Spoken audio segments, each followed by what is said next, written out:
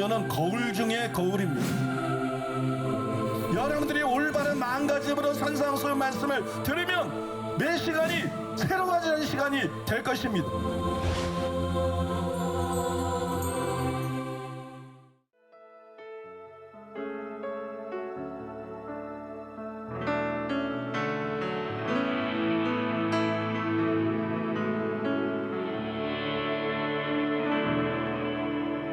슬픈 마음이 있는 자, 몸과 영혼 병든 자, 누구든지 부르시오. 예수 이름 부르시오.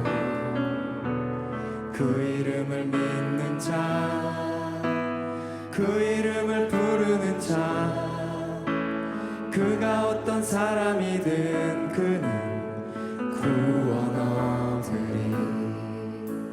슬픈 마음 있는 자, 몸과 영혼 병든 자, 누구든지 부르시오. 예수 이름 부르시오. 그 이름을 믿는 자, 그 이름을 부르는 자, 그가 어떤 사람이든 그는 구원 그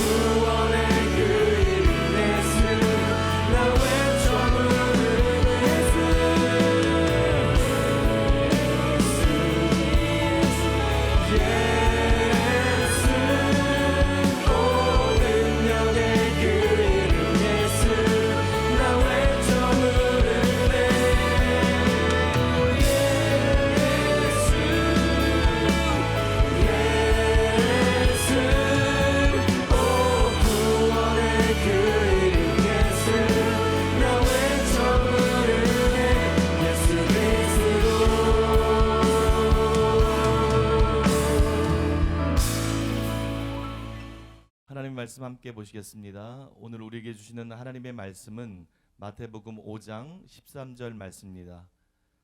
마태복음 5장 13절 말씀을 우리 다 같이 읽겠습니다. 너희는 세상의 소금이니 소금이 만일 그 맛을 잃으면 무엇으로 짜게 하리요? 후에는 아무 쓸데없어 다만 밖에 버려져 사람에게 밟힐 뿐이니라.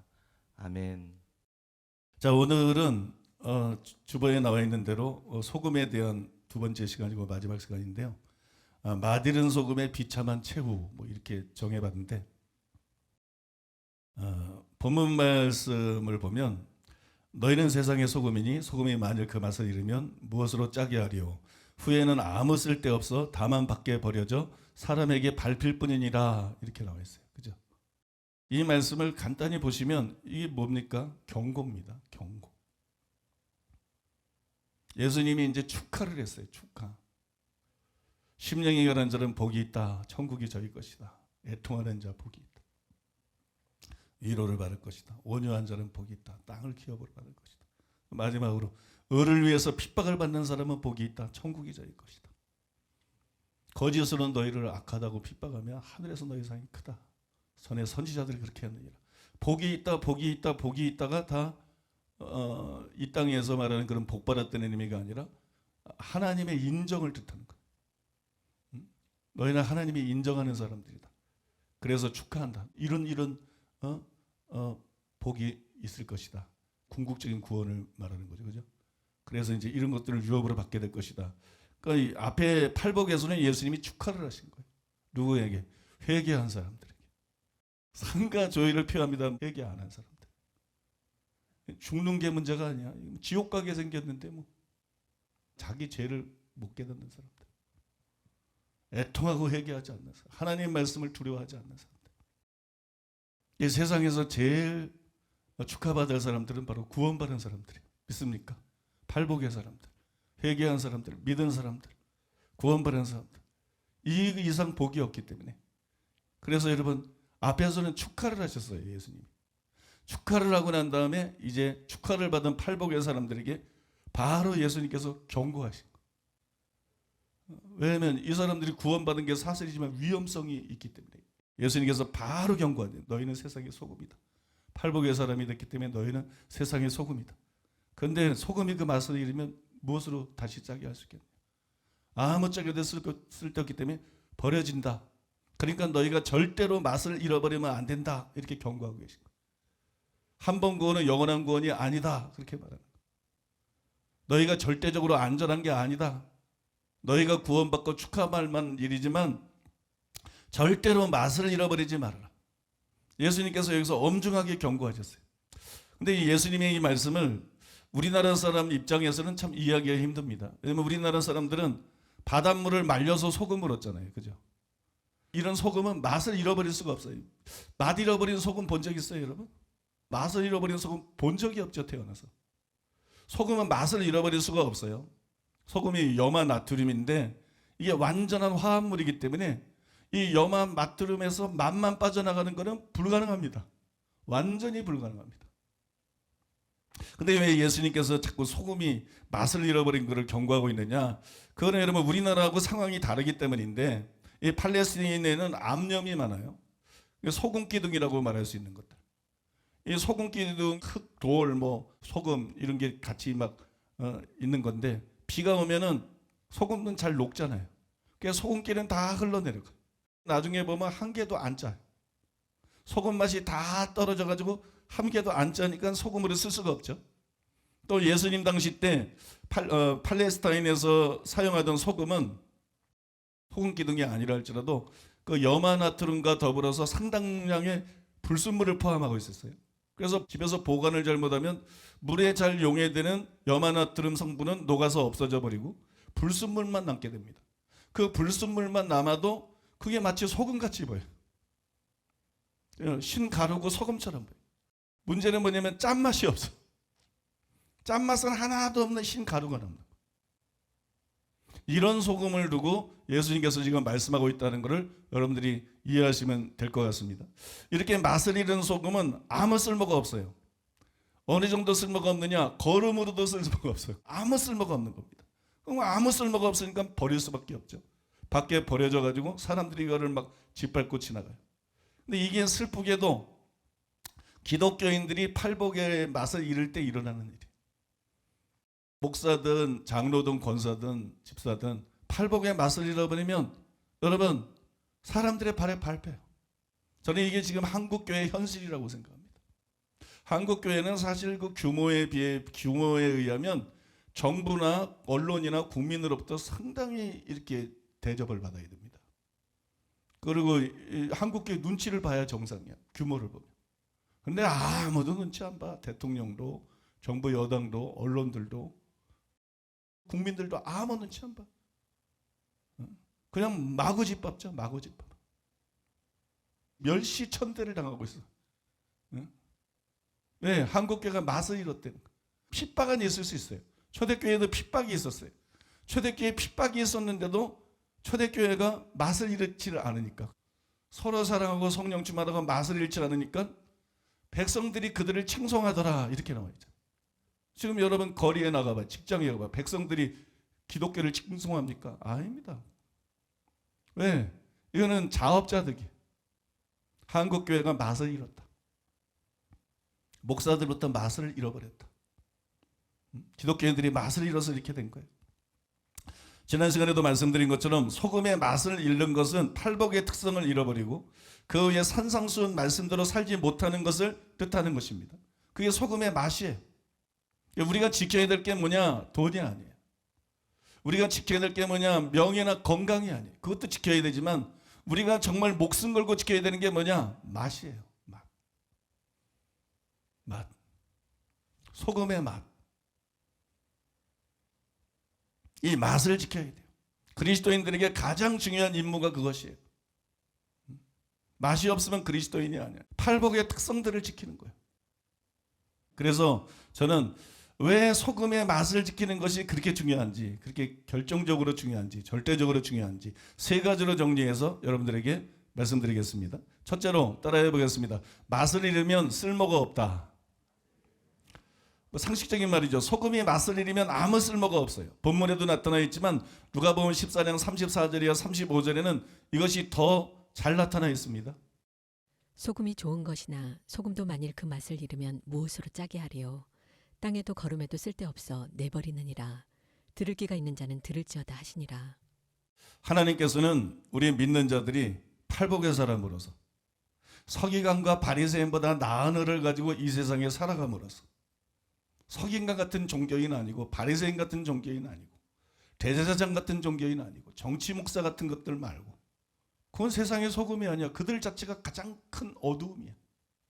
예수님 당시에 대제사장보다 더 큰 어두움은 없었어요. 예수님 당시에 장로들과 서기관과 바리새인보다 더 큰 어두움은 없었어요. 세상의 가장 큰 어두움은 목사들이에요. 세상의 가장 큰 어두움은 불신자가 아니라 썩은 신자들이에요.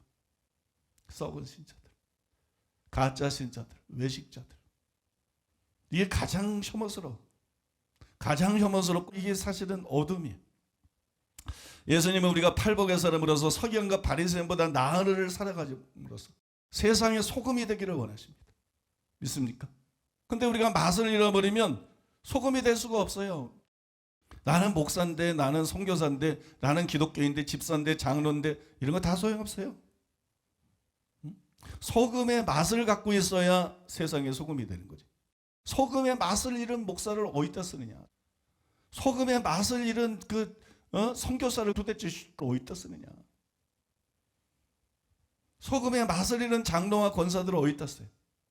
아무짝에도 쓸모가 없어요. 물론 대제사장이나 장로나 서기관과 바리새인들처럼 그런 사람들이 여전히 사회나 교계에서 한 자리 차지하고 있을 수 있어요. 그러나 여러분, 하나님이 그 사람을 쓰는 건 아니라는 거예요. 하나님이 그 사람을 쓰실 수 있는 것도 아니라는 거예요. 오늘날 그런 사람들이 얼마나 많은지 몰라요. 하나님이 전혀 쓸 수 없는 사람들, 하나님이 전혀 쓰지 않는 사람들, 심지어는 마귀에게 쓰임받고 있는 사람들, 그런 사람들이 소수가 아니라 너무나 많아져 버린 게 지금 한국교회 실태고 이 시대 교회의 상황이에요. 많은 사람들이 자기가 하나님을 위해 살고 있다고 생각해. 난 목회자니까, 난 선교사니까, 나는 신학대학 교수니까 막 하나님을 위해 살고 있다고 생각해.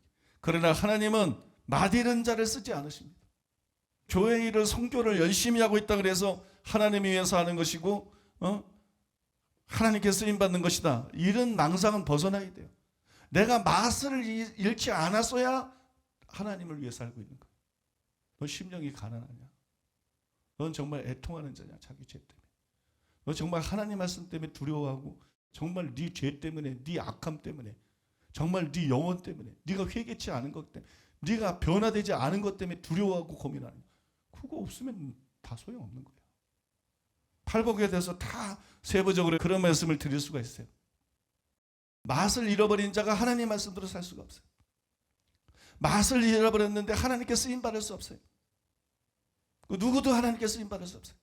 그래서 우리가 정말 하나님께 쓸모없는 자가 아니라 하나님께 쓸모있는 사람이 되려고 그러면 기필코 맛을 지켜야 됩니다. 이 팔복의 특성을 지켜야 됩니다. 여기 목숨을 걸고 사활을 걸어야 돼요. 여러분 믿습니까? 늘 말씀드리잖아요. 신앙생활은 목숨 걸고 하는 거다.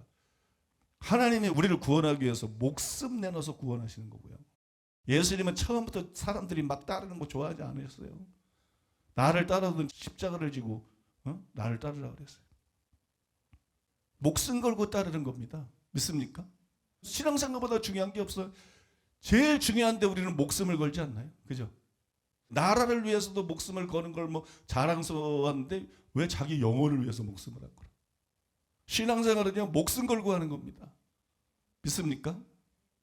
캠벤 몰건은 이렇게 말했습니다. 예수님의 가르침에 의하면 영향력의 성격은 바로 그리스도적인 품성에서, 즉 인간 됨됨이에서 발휘되는 영향력이라고 할 수 있다. 예수께서는 너희는 소금이다, 너희는 빛이다 라고 말씀하셨지 너희가 소금을 가졌다, 너희가 빛을 가졌다고 하지 않았다. 또한 그분은 너희가 소금을 나누어 주라 또는 너희가 빛을 나누어 주라고 하시지도 않았다. 살아있는 영향력과 그 영향력의 발휘는 생명 없는 사무적인 시도와는 큰 차이가 있는 것이다. 만일 그리스도께서 너희가 소금을 나누어 주라고 말씀하셨다면 우리는 우리의 위치를 노력에 의한 사무적인 것으로 생각했을지도 모른다.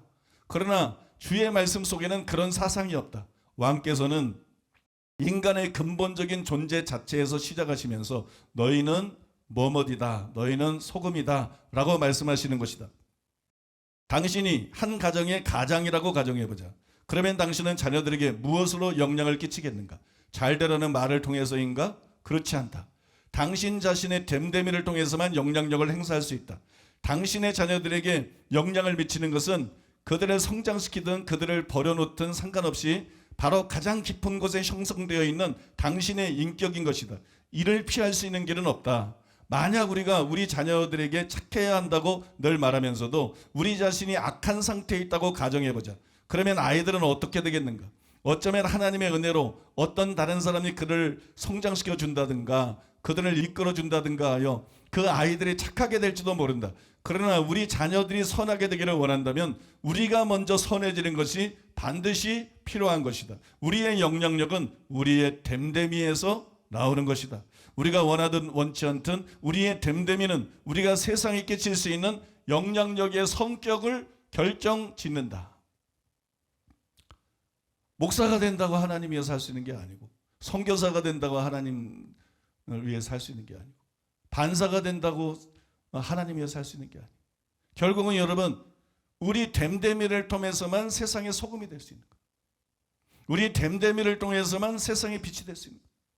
그래서 맛을 잃으면 끝나는 거예요. 믿습니까? 목사직에서 내려지지 않았다 그래도 맛을 잃으면 끝난 거예요. 여전히 선교사라도 맛을 잃으면 끝난 거예요. 여전히 주일학교, 여전히 학생의 교사라도 맛을 잃으면 그 사람은 끝난 것입니다. 그래서 여러분 우리는 절대적으로 맛을 지켜야 되는 거예요. 날마다 자기를 살펴야 되는 거예요. 날마다 나는 과연 팔복의 사람인가? 날마다 기도해야 되는 거예요. 하나님 앞에 심령이 가라앉는 자가 되게 해달라고. 애통하는 자, 하나님 말씀 때문에 떠는 자, 의에 줄이고 목마른 자, 긍휼히 여기는 자, 마음에 청결한 자, 화평케 하는 자, 타협하지 않고 을을 위해서 핍박받는 자가 되려고 기도해야 되는 거예요. 서기관과 바리새인보다 나은 을을 가지고 살게 해달라고 구체적으로 기도해야 되는 거예요. 그렇게 하고 계시죠, 여러분? 우리 성도님들은 상당수 그렇게 하고 있을 줄로 믿습니다. 좀 길지만 캐더린 쿨만의 글도 소개하지 않을 수가 없어요. 글을 아주 잘 썼어요. 그래서 캐더린 쿨만의 글을 소개해드리겠습니다. 너희는 세상의 소금이니라고 그분께서 말씀하셨습니다. 그렇습니다. 군중들이 예수님 앞에 앉아 있었지만 이런 말씀이 군중들 모두를 향해서 말씀하셨던 것이 아님은 명백합니다. 예수님이 이 말씀을 군중들 가운데서 그분 설교의 맨 첫 부분의 조건을 충족시킨 사람들과 장래에, 즉 오늘 그런 조건을 충족시키게 될 사람들에게 하셨습니다. 예수님은 설교의 처음에 팔복을 말씀하셨습니다. 왜냐하면 우리가 심령이 가난한 자가 되어 온유를 배우고 마음이 청결한 사람이 될 때만이 다른 사람들에게 손길을 뻗칠 수 있게 되기 때문입니다. 그런 사람들은 눈에 보이지 않는 교회를 진실로 대표하고 있는 사람들이며 그들의 영향력은 하나님께 중요합니다. 당신이 긍휼이 많은 사람이 아니라면, 당신이 마음을 청결한 사람이 아니라면, 당신이 화평케 하는 사람들 중 한 명으로 계수되지 않는다면, 당신이 의에 줄이고 계속 목말라 있지 않다면 당신은 이 세상의 소금이 될 수 없습니다. 사람은 자신의 품성에 소금을 가질 때 비로소 하나님을 위하여 동세대의 사람들에게 영향을 미치는 인물이 될 수 있습니다.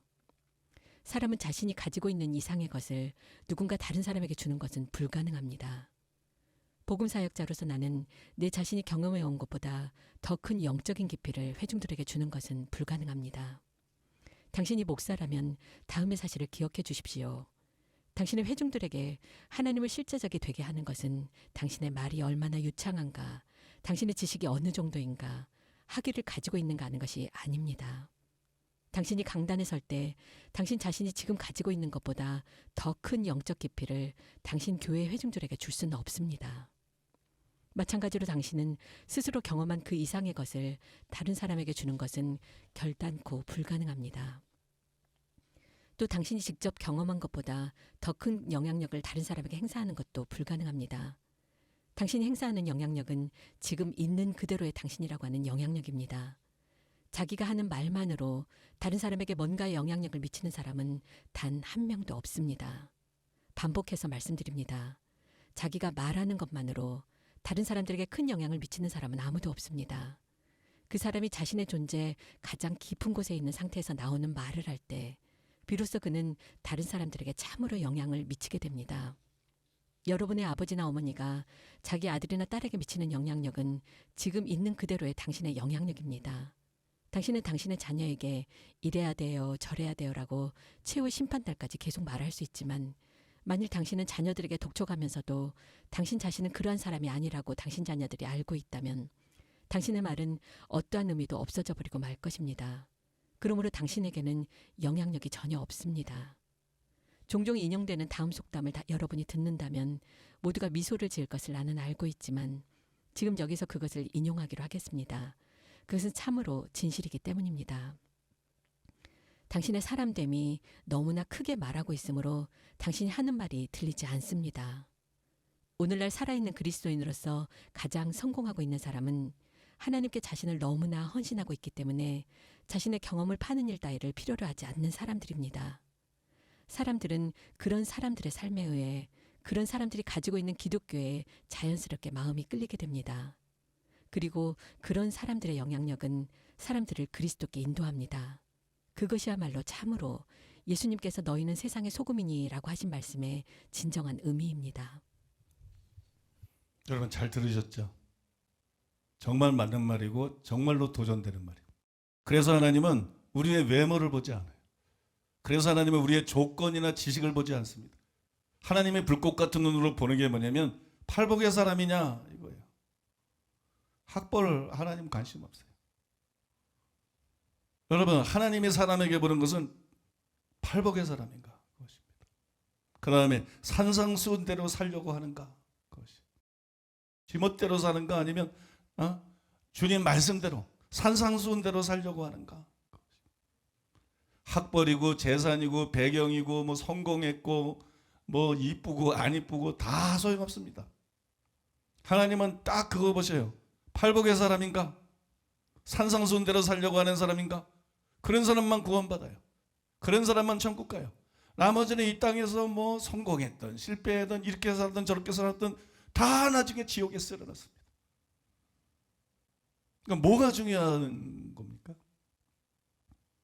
사람들이 고민해야 될 걸 가지고 고민하지 않고 아무 가치도 없는 쓸데없는 걸 가지고 고민을 한다.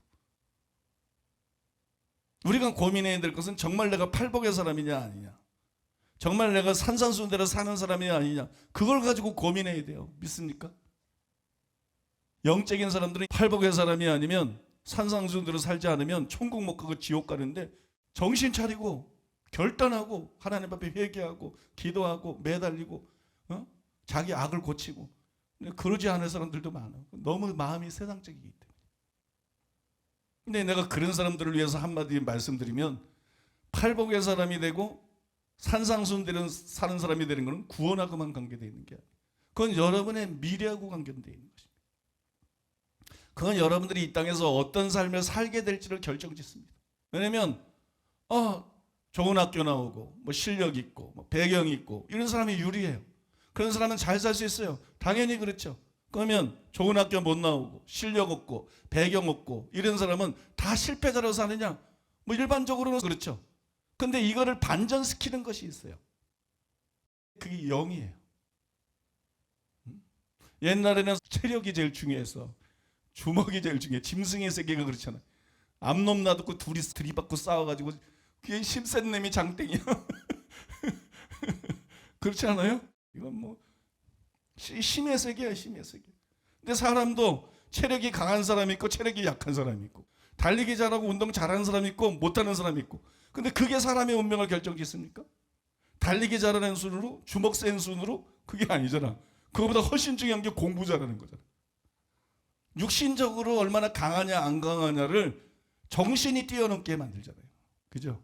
근데 여러분, 정신적으로 내가 얼마나 탁월한가 안 탁월한가, 공부를 얼마나 잘하나 못하나, 지혜로운가 안 지혜로운가, 이 모든 걸 뛰어넘게 만드는 게 또 하나 있어요. 그게 영입니다. 영. 그래서 영으로 하나님을 만나고 영으로 하나님을 깊이 알고 영으로 하나님을 사랑하는 사람, 그래서 팔복의 사람이 되고, 그래서 여러분 산상수훈의 말씀대로 사는 사람이 되면 이게 인생의 반전을 갖다 줘요. 성경은 그런 얘기로 가득합니다. 그래서 말씀하는 거예요. 사랑하는 자여, 내 영혼이 잘됨같이 내가 범사에 잘되고 강건하기를 내가 강구하노라. 믿습니까? 왜 돈을 쫓아가냐는 거야? 왜 학벌을 쫓아가고 왜 성공을 쫓아가냐는 거야? 왜 명예를 쫓아가냐는 거야? 하나님만 제대로 쫓으면 자동으로 오는 거를, 의만 제대로 쫓으면 그냥 자동으로 오는 것. 이게 우리 교회 성도들의 숱한 사람들의 경험입니다. 그런 간증들을 저는 수없이 듣고 있어요.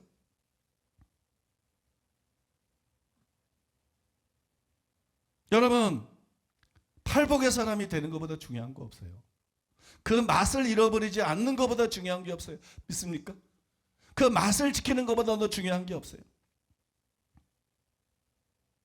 사람은 조건을 보지만, 사람은 학벌을 보지만, 외모를 보지만, 그러나 하나님은 이 사람은 팔복의 사람인가? 이 사람은 산상수훈대로 사는 사람인가? 그거 보십니다. 믿습니까? 이게 없으면 하나님 볼 때는 쓸모없는 사람이에요. 이게 있으면 질그릇같이 허술해 보이고 아무것도 아니래도 이게 쓸모있는 사람이야. 성경에 보면 귀히 쓴다고 나와 있어요. 귀히 쓰면 귀히 대접은 해줍니다. 귀히 쓰면은요, 귀하게 대접받는 거는 당연히 오는 거예요. 여러분 믿습니까? 절대로 맛을 잃지 않음으로써 하나님이 쓰는 사람, 하나님이 쓰실 수 있는 사람 되시기 바랍니다. 왜 삼성에 들어가려고 그래? 왜 현대에 들어가려고 그래? 삼성에 들어가서 삼성의 쓰임만 받으면, 현대에 들어가서 현대의 쓰임만 받으면 나머지 다 해결되잖아. 하나님께 쓰임 받는 걸 여러분 절대로 가볍게 생각하지 마세요. 우리 성도님들 너무나 많은 분들이 경험하고 있어요. 과연 하나님이 복 줄 사람에게 복 주고, 과연 망하는 사람에게 이유가 있고, 과연 안 되는 사람에게 이유가 있고, 하나님을 제대로 안 믿는 거야. 하나님 말씀대로 잘 안 사는 거야. 망하는 거야. 망하는 게 꼭 가난한 사람이 망하는 게 아니에요. 부자도 망하고 학벌 좋은 사람도 망하고 잘 나가던 사람도 망하고. 믿습니까? 잘 되는 사람이 꼭 무슨 학벌 좋은 사람이 잘 되는 거 아니야. 학벌 나쁜 사람도 잘 되고 돈 없는 사람도 잘 되고 실패했던 사람도 잘 되고 별거 아닌 사람도 잘 되고 이런 일들이 계속 주변에서 일어난다고. 근데 그거를 10년, 20년, 30년 지켜보면 답이 정확하게 나온다. 하나님을 경외하고 하나님 말씀대로 사는 자는 결국 다 잘 되더라. 근데 지금 현재 얼마나 잘 살고 얼마나 똑똑하고 아무 소용없어. 하나님 말씀대로 살지 않고 세상적으로 살고 제멋대로 사는 자들은 결국은 되는 일이 없더라.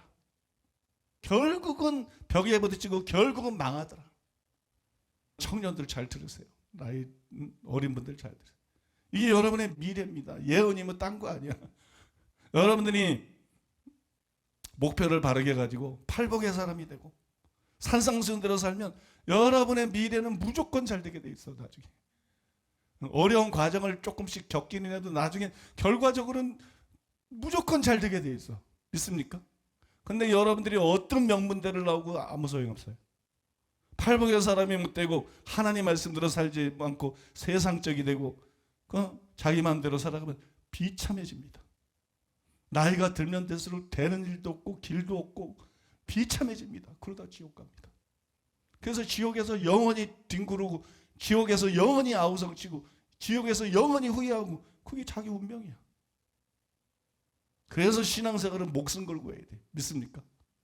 여러분 신앙생활은 정말 목숨 걸고 해야 됩니다. 네, 두 번째로 따라해 보겠습니다. 맛을 잃으면 버림을 받는다. 소금이 맛을 잃으면 쓸모가 없어요. 그리고 소금이 맛을 잃으면 아무짝에도 쓸모가 없기 때문에 그냥 버림받게 됩니다. 마태복음 5장 13절 본문에도 보니까 다만 밖에 버려져 사람에게 밟힐 뿐이니라. 또 누가복음 14장 33, 34, 35절에 보니까는 걸음에도 쓸데가 없어서 내버리느니라 이렇게 나와 있어요. 당연하고 명백한 말씀입니다. 한 번 구원은 영원한 구원이라는 이 장로교 교리가 있어요.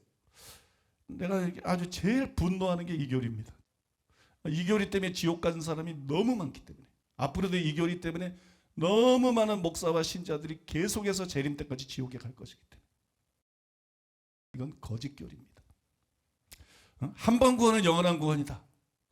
이 여러분 진리가 아니에요. 근데도 여기에 세뇌되어 있는 사람들이 너무 많아. 그래서 성경에서 버림받는 것에 대한 이런 명백한 경고가 나올 때마다 그 의미를 교묘하게 왜곡하는 신학자와 목사들이 교회 안에 부지기수입니다. 여러분 그런 사람들은 마들은 소금을 버림받는다. 이 말씀 역시 유용성이 없는 걸 말하는 거다. 쓸데가 없어서 버린다니까 이게 영원히 버림받는 게 아니다. 쓰임받지 못하는 거, 유용성이 없는 거를 여기서 버림받는다고 말한 것이다. 이런 식으로 당연히 또 왜곡하려고 들 것이에요. 그러나 이 구절을 그런 의미로 보는 것은 불가능합니다. 이 구절은 실제로 버림받는 거로 해석할 수밖에 없어요. 왜냐하면 소금의 맛이 뭘 뜻하는 거예요? 소금의 맛이 팔복의 특성을 뜻하는 거예요. 소금의 맛이 서기관과 바리새인보다 나은 의를 뜻한다는 걸 지난 시간에 이번에 말씀드렸죠. 그죠? 신자는 팔복의 사람이고 신자의 특성이 팔복인데 그 맛을 잃어버리면 불신자가 되는 거예요. 다시. 그 다음에 서기관과 바리새인보다 나은 의 이거를 잊어버린다. 예수님이 뭐라 그랬어요? 마태복음 5장 20절에서 서기관과 바리새인보다 나은 의가 없으면 결코 천국에 못 들어간다 그러죠. 그러니까 쓰임을 못 받고 유용성이 없고 이런 얘기가 아니에요. 천국을 못 들어가는 거예요. 지옥에 가는 거예요. 믿습니까? 맛을 잃는다는 게 그걸 말하는 거예요. 팔복의 특성을 놓쳐버리고 서기관과 바리새인보다 나은 의를 가지고 살아가지 못하는 걸 말하는 거예요. 여기 버림받는 건 실제 버림받는 거로 해석할 수밖에 없는 거예요. 다른 의미로 보는 거는 사실 불가능한 것이에요. 그뿐만이 아니고 너희는 세상의 소금이다. 이거 굉장히 유사한 구절이 있어요. 아까 마가복음 9장 50절하고 누가복음 14장 34절 거기 다 소금이 맛을 잃으면 무엇으로 짜게 하겠느냐 갖다 내어버린다 이런 말씀이 두 군데다 나와 있어요. 그런데 그 구절들이 나와 있는 마가복음 9장과 누가복음 14장을 제가 쭉 문맥을 통해서 읽어봤더니 이게 지금 뭘 말하는 거냐면은 전부 버림받는 걸 얘기하고 있는 거예요. 구원을 아예 받지 못하거나 버림받아서 지옥 가는 걸 얘기를 하고 있는 거예요. 근데 왜 여기에서 다른 구절에서는 그거 똑같은 표현을 쓰면서 지옥 가는 걸 말했는데 여기서는 다른 의미이겠네는 거죠. 그럴 수가 없다는 거죠. 그러니까 이거는 실제로 버림받는 거예요. 쓰임받지 못하는 것이 아니라 실제로 영원히 버림받는 거예요. 그러니까 예수님의 산상수훈이 팔복도 귀하지만 이 소금의 비유가 얼마나 귀한지 몰라. 이 간단한 한 절, 이 한 은유가 그냥 전 세계 교회 안에 만연되어 있는 이 칼빈의 거짓 교리를 부숴버리는 거야. 지금 무슨 뚱딴지 같은 소리를 하고 있는 거냐? 한 번 구원이 영원한 구원이라니. 맛을 잃어버리면 버려. 맛을 잃어버리면 멸망하는 것이지. 여러분, 이 일에서 굉장히 중요한 말씀이에요. 절대로 속지 마시기 바랍니다. 여러분, 다행한 거는 요즘은 본문의 뜻을 성경 그대로 인정하는 학자들이 늘고 있어요. 참 감사한 일이에요. 지금은 장로교 학자들이요, 이구동성으로 구원받아서는 버림받을 수 있다는 거예요. 김세훈 교수도 그랬죠. 총신대 이한수 교수도 그랬죠. 길성남 교수도 그랬죠. 양용희 교수도 그랬죠. 권영경 교수도 그렇죠. 그 다음에 백석대 나중에 총장이 된 사람인데 최갑정 교수라고. 그 사람은 대놓고 구원받은 사람 버림받을 수 있다는 거예요. 이게 참 감사한 일이에요. 아무튼 요즘에는 점점 늘고 있어요. 몇 가지 예를 들어보면 헤르만 리델보스는 오늘 본문에 대해서 이렇게 썼어요. 맛을 잃은 소금은 다만 밖에 버려 사람에게 밟힐 뿐이다.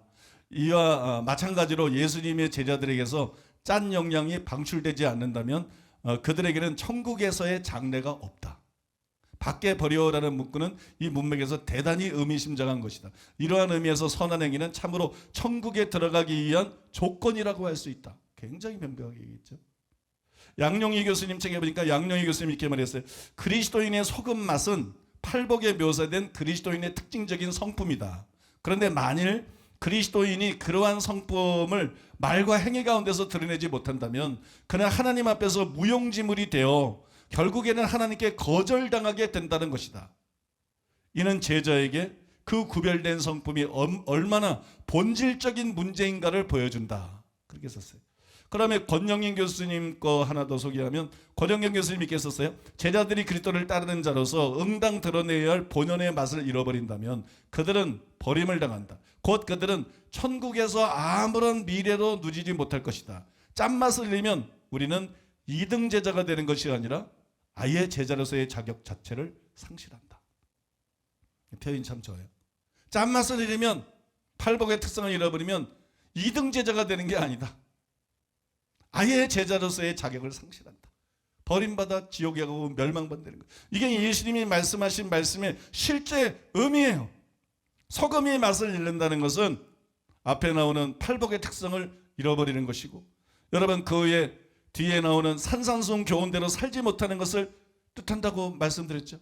그런데 마태복음 7장 13절 14절에서 예수님은 그것을 생명으로 인도하는 좁은 문과 좁은 길의 비유를 하셨어요. 팔복을, 하나님의 말씀대로 사는 거를, 그게 생명으로 인도하는 문이라는 거예요. 그게 좁은 길이고 좁은 문이라는 거예요. 오직 이 길만이 생명으로 인도한다는 거예요. 오직 이 길만이 천국으로 인도한다는 거예요. 나머지 길은 멸망의 길이라는 거예요. 또 예수님은 마태복음 7장 21절에서 아버지 뜻대로 행하는 자라 들어가리라. 여기 아버지 뜻이 뭐예요? 문맥에 의하면 산상수훈대로 사는 걸 말하는 거예요. 갑자기 무슨 아버지 뜻이냐? 지금 아버지 뜻을 계속 말씀했잖아요. 산상수훈대로 사는 거. 천국은 누가 들어가느냐? 산상수훈대로 사는 자들만 들어간다. 분명히 말씀한 거예요. 그 다음에 22절 23절에 보니까 선지자노다고 귀신 쫓고, 왜 근데 버림받았어요? 불법을 행하는 자들아. 그 불법이 뭐예요? 법을 어기는 거죠. 법이 뭐예요? 율법이죠. 우리 율법에서 자유케 됐잖아요. 근데 예수님이 율법을 완성하셨죠. 율법을 폐하라는 것이 아니라 율법을 완전케 하라고 하셨죠. 그 다음에 마태복음 5장 21절에 48절에 보면 살인하지 말라는 말을 들었으나 나는 너에게 이르노니, 그러면서 이 말씀이 진짜 무슨 의도로 목적으로 주어졌는지 그 의미를 분명히 설명해 주잖아요. 간음하지 말라는 말을 들었으니 나는 너에게 말하노니, 또 이혼 증서를 써줄 것이라 했으나 나는 너에게 말하노니, 계속 이렇게 말씀하고 있잖아요. 이게 법이잖아요. 법. 율법의 계명들을 없애버린 게 아니고, 율법의 계명들을 예수님께서 폐한 게 아니라 완전한 의미를 드러내면서, 살인하지 말라는 거는 이런 뜻이야. 간음하지 말라는 거는 이런 뜻이야.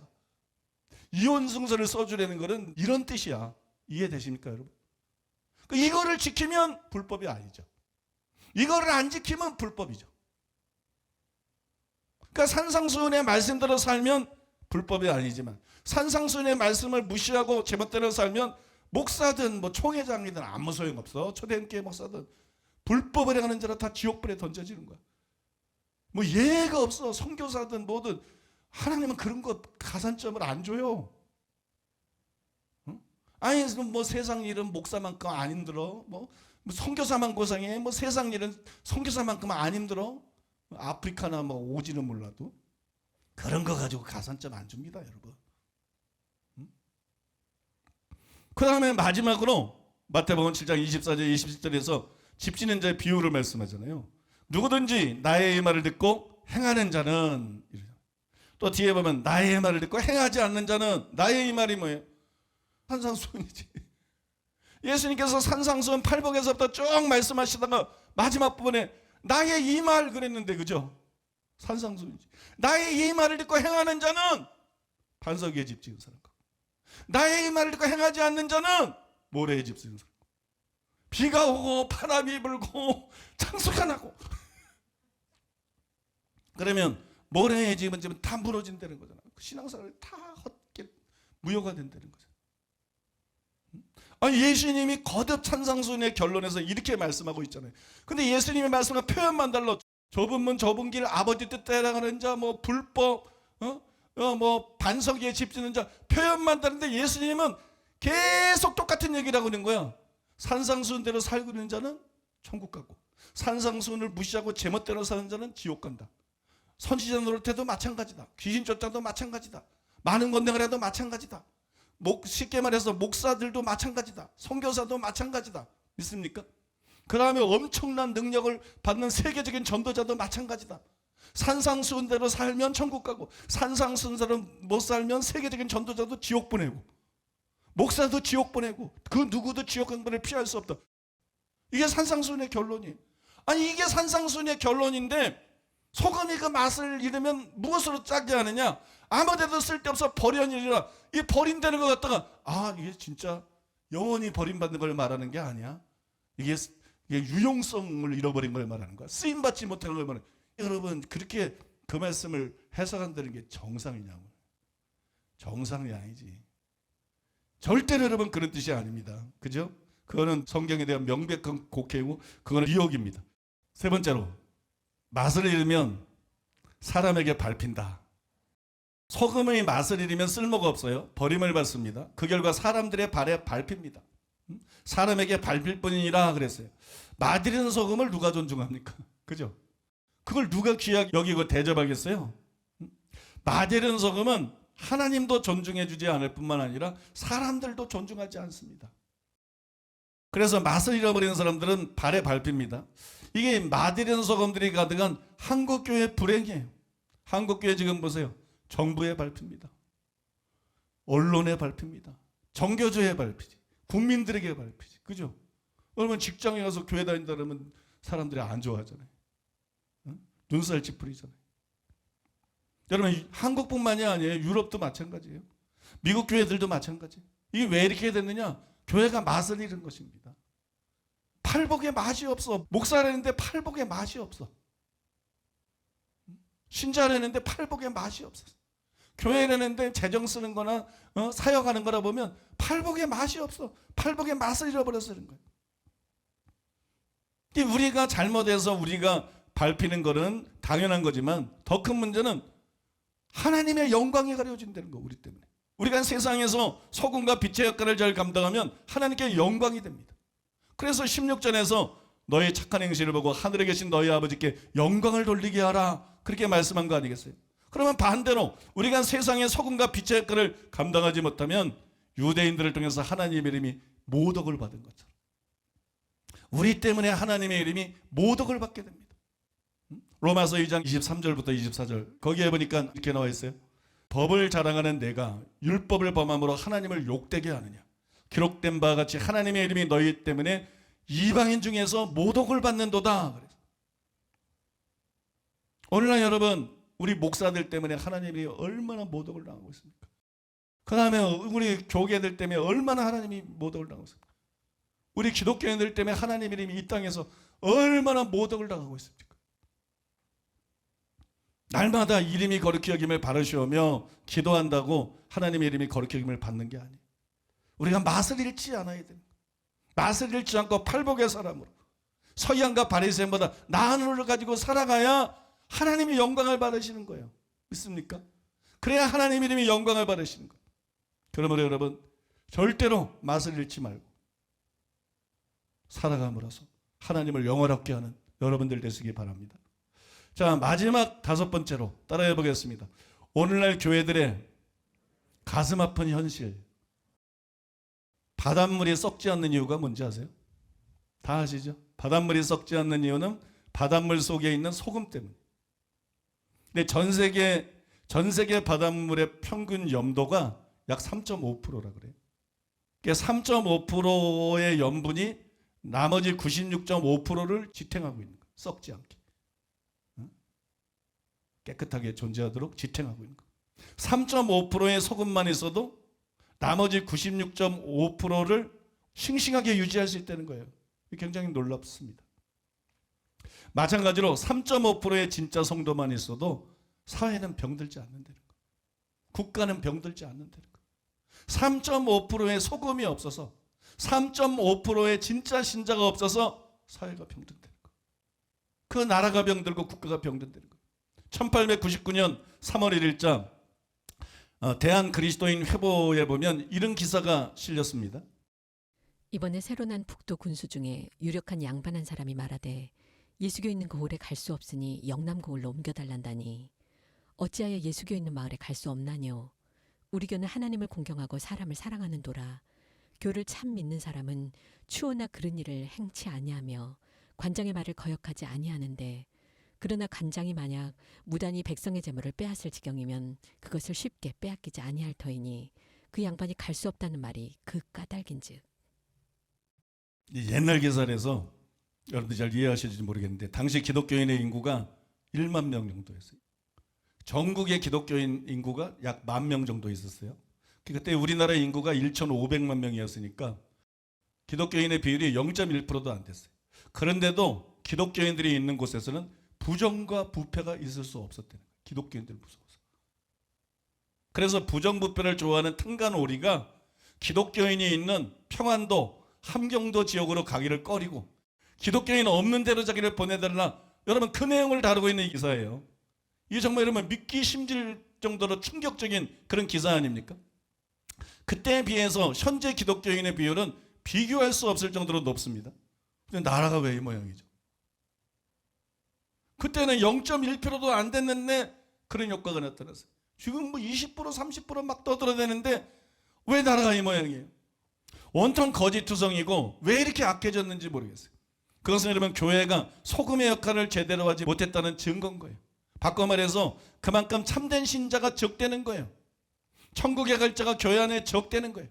그래서 여러분 이 나라가 이렇게 된 것이 오래전에 한 유명한 목사님이 설교를 하면서 이렇게 말을 했습니다. 예수께서는 마태복음 5장 13절에서 너희는 세상의 소금이니 라고 말씀하십니다. 무슨 뜻입니까?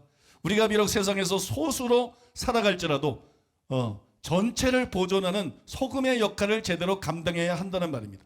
바다를 썩지 않게 하는 소금의 양은 전체 바닷물의 3.5%라고 합니다. 3.5%의 소금이 전체 바다의 건강을 유지하게 만드는 것입니다. 그런데 현재 우리나라의 기독교인이 전체 인구의 25%라고 합니다. 이런 말을 뭐라고 합니까? 그래서 참 재미난 말이었어요. 현재 우리나라 인구가 25%다. 기독교인 인구가. 근데 이런 말을 뭐라고 합니까? 답이 뭔지 알아요? 거짓말이라고 합니다. 이게 유명한 목사님이 한 설교예요. 만약 성도가 25%가 되었다면 이 땅에는 악이 발붙일 곳도 없게 되었을 것입니다. 25%라 해도 진정한 성도가 아니기 때문에 그런 일이 벌어지고 있는 것입니다. 기독교는 양을 문제로 삼지 않습니다. 진짜 소금 같은 성도를 키워내면 3.5%라 할지라도 세상은 변화될 것입니다.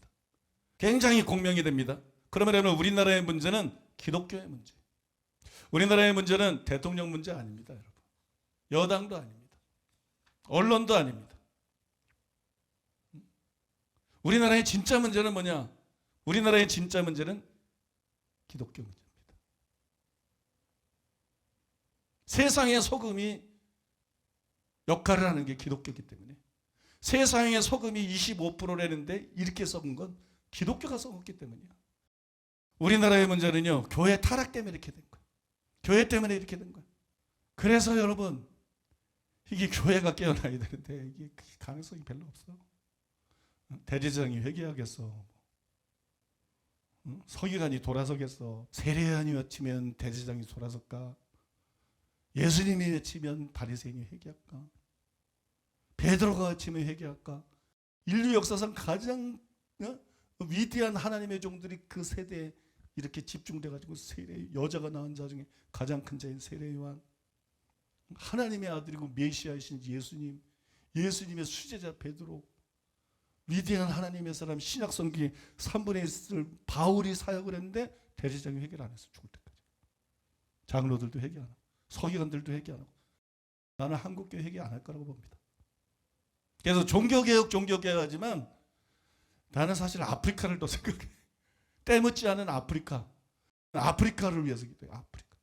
그럼 이 나라는 왜냐하면 하나님께 자비를 구하는 것밖에 없어요. 하나님한테 자비를 구하는 것밖에.